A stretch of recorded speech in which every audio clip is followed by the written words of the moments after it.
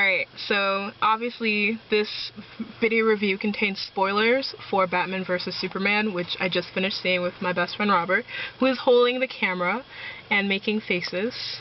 Lots of faces. Anyway, that was a really horrible movie, and not just from a comic fan perspective, but from a moviegoer's perspective. I mean, the plot was incredibly nonsensical. I mean, we went from Bruce in Gotham dealing with shit, to, flashback, and flashback. Oh, the endless fucking flashbacks, okay? Ridiculous. And they really, while they all ended up being connected, it was like, well, why do I care? Why is it my job to care about these people? The point of Batman vs. Superman is similar to that of Civil War, in that the superhero is responsible for destroying a shit ton of the planet, and he's supposed to be held accountable. But the thing is that, just like with Civil War, half of that stuff wasn't actually Clark's fault. What was he supposed to do? Let Zod destroy all of Metropolis? Like, you guys would have complained either way. So Lex Luthor turns out to be the mastermind behind all of this, because it's a Superman movie. They really don't bother to use anybody else, even though Brainiac is a much better character at times than Lex Luthor is. So Lex Luthor is played by Jesse Eisenberg, who played that social networking dude. Mark Zuckerberg! He played Mark Zuckerberg in The Social Network, and he kind of plays the same character. He's playing Lex Luthor as the guy in Now You See Me that he played, you know, hyperactive douchebag with delusions of grandeur. And I mean, they could have gone and gotten Michael Rosenbaum to play him, because that was the best Lex Luthor we've ever had. And Smallville was shitty. I love it. I own all 10 seasons on DVD, and I watch them regularly, and it's not a good show. You know, but I'd rather watch Smallville repeatedly than watch Man of Steel. Stop waving the camera, Robert. That's ridiculous. I'm agreeing. You could just agree. Anyway, so his Lex has this huge hate-on for Superman, and he enacts that not by going after Superman himself, but by trying to destroy his image. Because, of course, in the world of social media and the 24/7 newsfeed, that's the fastest way to do anything. I get it. I get it. But I don't like it.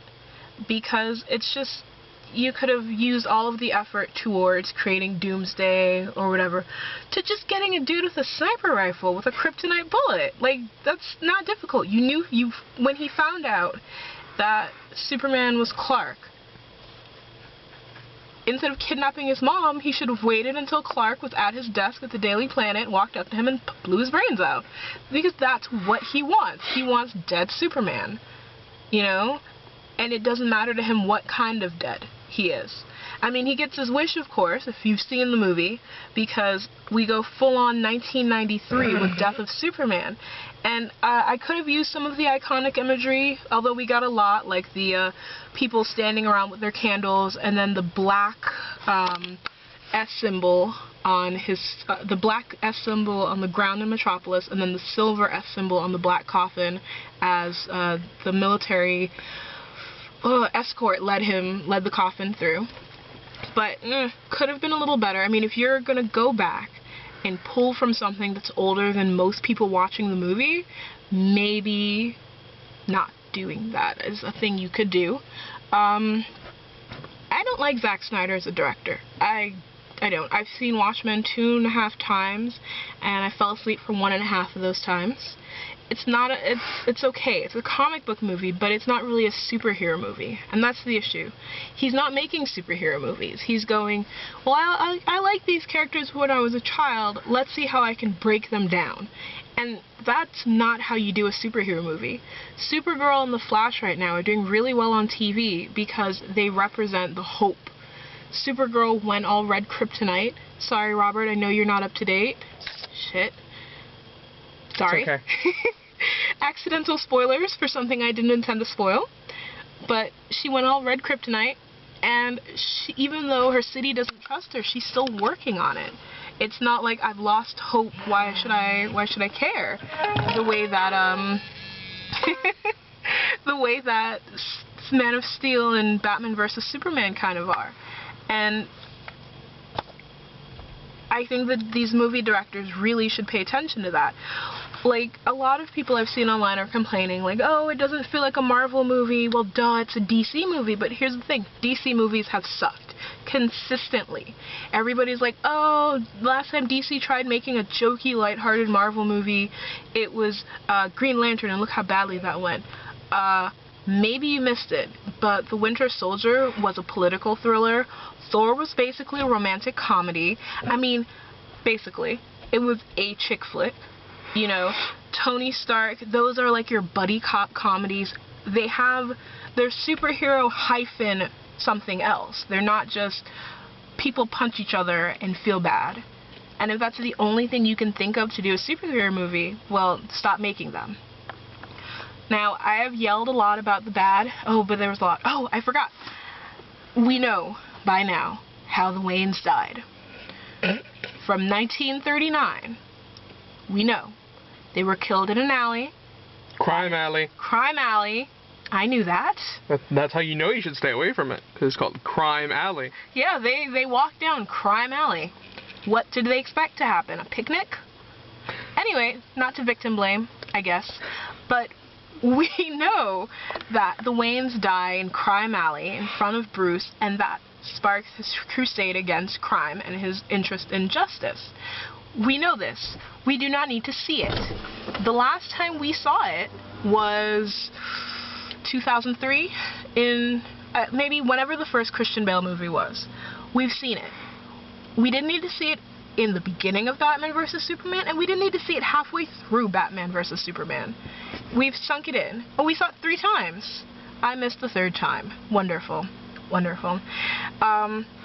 The repetitiveness doesn't work, because we know how they die. We know that the Waynes are killed. I don't think, though, that Zack Snyder understands that the Wayne's death that's what fuels Bruce. So, okay, we were trying to do a body count. We lost track, because Batman and Superman kill a shit ton of people. There's a scene where Bruce has somebody's car, and the 2 people are still in the car, probably dead, pulling behind the Batmobile, and he turns and flips that car onto another car with 3 people in it. He kills them. Bruce kills a lot of people in this movie, and that's not something that Batman does. He puts them into comas, he tortures them, he does horrible things to them, and maybe they do die of their injuries, but we'd never find out about it. But actively instigating someone's death is not a Batman thing. I'm one of those people that I'm actually super okay with Superman killing, because I've gotten to the farm boy from Kansas who would have had to, you know, kill animals, you know, the way farmers do occasionally, would understand that some people have to, you know, live for others to survive. But Batman's identity is centered on him not killing. So for Zack Snyder to go, you know what would be cool? Batman shooting people. Shows that he has no idea what the superheroes are that he's working with. Ugh, hate him. Now, lots of yelling, so let's talk about some positives. The biggest positive is Wonder Woman. Straight up, if she hadn't been in this movie would have just failed. It would have fallen completely flat. Kind of like the environment in the theater kind of changed a little. I mean, we're surrounded by people who aren't diehard comic fans. So already they're like, well, I don't know, this movie makes me feel things, but I'm not sure what. But Wonder Woman gets on screen and it's like, yep, okay, happiness, that's the thing. And she's fantastic. Gal Gadot is amazing. While originally I would have gone with Gina Carrero, who played Angel Dust in Deadpool. I'm not sure. It's Angel something. Because she's super buff and super hot. Gal Gadot is working it. She is great. I'm hoping that Patty Jenkins, I'm assuming that's the director's name, and any nerd boys who want to be like, oh my god, you're getting their names wrong. I get my own name wrong. Deal with it. You know, but she's amazing. I love just the Wonder Woman-ness of it all. She was a highlight. Another highlight, Aquaman. I'd let her step on me. Huh? I'd let her step on me. I don't know who wouldn't. She's amazing. Aquaman actually gets to be a highlight. He has a really good intro. It's like a second. It's like 5 seconds long. He fucks shit up, and you're just like, Daddy, telling you right now. Yep. I'm going to be super embarrassing in the Justice League movie. I'm just going to die of happiness. Ezra Miller is okay. He'd be a better Jason Todd than Barry Allen, but that's okay. He's in the DC universe. He can have a clone. That can be Jason. Whatever. The Cyborg intro is interesting. We'll see how that goes. And Alfred was really good. I mean, Jeremy Irons was born to play Alfred, and his Alfred doesn't make me feel like he's an enabler. That's one of my issues with the character of Alfred, that he sees Bruce do all of this and is like, well, okay, whatever, I can't do anything about it. This Alfred was like, well, somebody has to help you because obviously you're just gonna die because you're stupid. You know, he was very snarky. It was very dry, British amazingness. I'm happy that, you know, Alfred was a significant presence and an active participant in keeping Bruce's head on straight. And he calls Bruce out on his shit, which is not something that the Alfred in the comics does that often. The fight scenes were decent. The last one with Wonder Woman, largely, kicking I don't want to say... I keep trying to say Deadpool. Every time I say a word with D, I try to say Deadpool. Wonder Woman trying to kick Doomsday's ass it's great, because she does work it. She gets way more done than the boys. But Doomsday is... I mean, I don't think anyone really can defeat him unless they get super overpowered, because that's what he is. So that last fight was amazing. The romantic aspects, really, we did not get, thank God, the Lois, Diana, Clark triangle, because I would have just gone to Zack Snyder's house. Both. And yelled incoherently in their windows about how terrible love triangles are when they don't end in polyamory, and you know it wouldn't. Lois was okay. She's damselly, though. It's kind of dumb, too. Yeah, she made some really bad decisions. Really bad. And of course, she has to keep getting saved. And I think that's really doing the character a disservice, because Lois exists to be the badass that low-key that Clark wants to be. And to have her be like, oh, I need to be saved. Maybe not. She gets pushed off of buildings. She gets held hostage by an African warlord because, you know, that's all there is in Africa. Warlords. And cool sunglasses. Yeah, lots of them. What is the point of this Lois Lane? You know, I mean, I would prefer Margot Kidder as Lois Lane, and not a lot of people would. You know, if you liked Batman vs. Superman, if you watched and you're like, oh, this is a good movie, I love it, that's good. That's fine. I'm not worrying about your intelligence or anything like that. I'm not.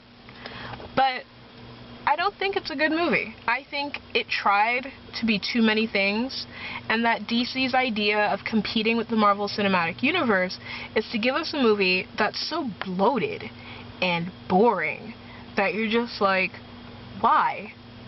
You know, they're trying to do so much to prepare for the Justice League movie when they should have done what Marvel did.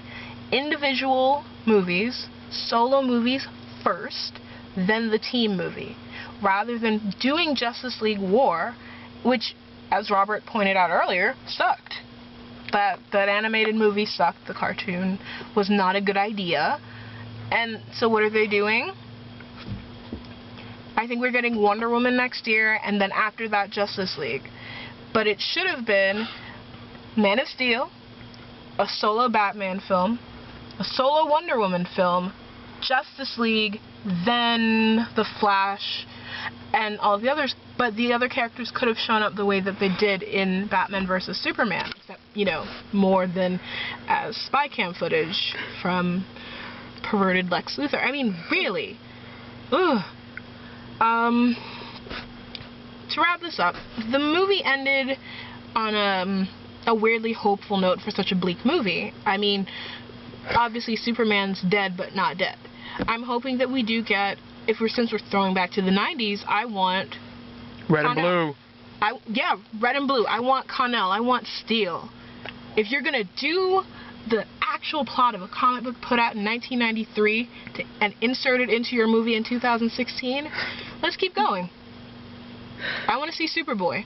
We've seen that Lex Luthor is... With the leather jacket, though, With right? the leather jacket, the undercut, the inappropriate... Really bad earrings. Okay, those earrings were cute. Yes, they were. Don't judge me. Like, we're all about nostalgia, apparently, in the DC cinematic universe, so let's do it. But let's also be honest about what we're doing. And that's to you, Zack Snyder, if you're watching this, which you're not. Alright. See you for Civil War, because I'll be doing this again. Probably with less yelling, because Civil War won't suck ass.